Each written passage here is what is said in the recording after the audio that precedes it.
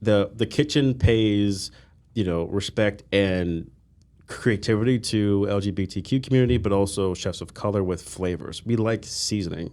Chef Steve Glenn likes from the South, Creole and Southern cooking, so that's good portion sizes, but really well seasoned food. So it's fun pairing, different cultures with wine, because to your question about palates, this is going to push something. There's no textbook, because the people who made the wine pairing guides traditionally were from France, and those cultures are pretty, I like to say, like, those cultures had access to high quality meats. So it's like the meat is a focus, salt and pepper, right? And then you had your extra, your sides.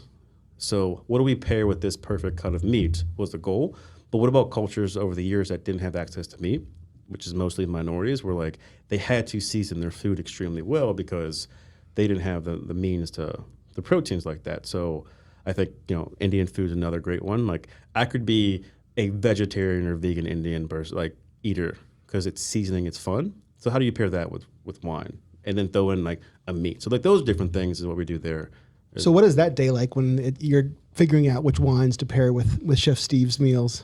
Yeah, we call him like, hey, what are you doing? What's the menu? Like, what's the vibe here? What's the intent of the dish? What flavor do you want to highlight the most? Because when you've got 5 or 6 flavors, you have like the meat and the sauce and a full plate of food. What are you trying to really elevate?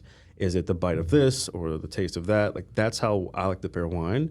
And you have to be in sync with the chef, because my vision for a dish can't be off from what his is. And then when you're pairing it, you either go really hard into one direction or you find a balance. So if he's doing, an easy one is like fish and Sauvignon Blanc, right? Those are like a light wine that's not going to overpower, say, a halibut or a tuna, like a light fish. But if he's doing salmon, like, I need a wine like a Chardonnay that's going to push back to it. So then like the next layer is like, how is the salmon or meat paired? Is it baked? Is it grilled? Is it fried? Like, all these that go into the pairing so that when you bite it, it tastes better than it did before.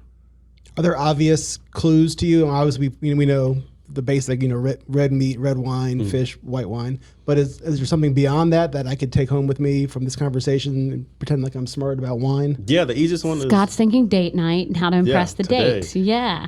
Where it grows together, it goes together. That's the easiest one for you to listen. So for example?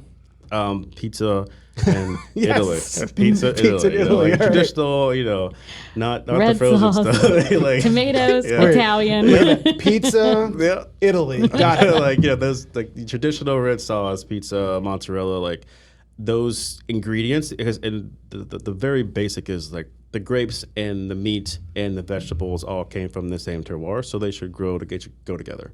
So when you think about whatever your culture or whatever you're eating that night, where did it originate from? Then let's find a wine that could be from the same area. That's the easiest way to kind of at least be in the right chapter. Sure. And then like the details of flavor is another part of it.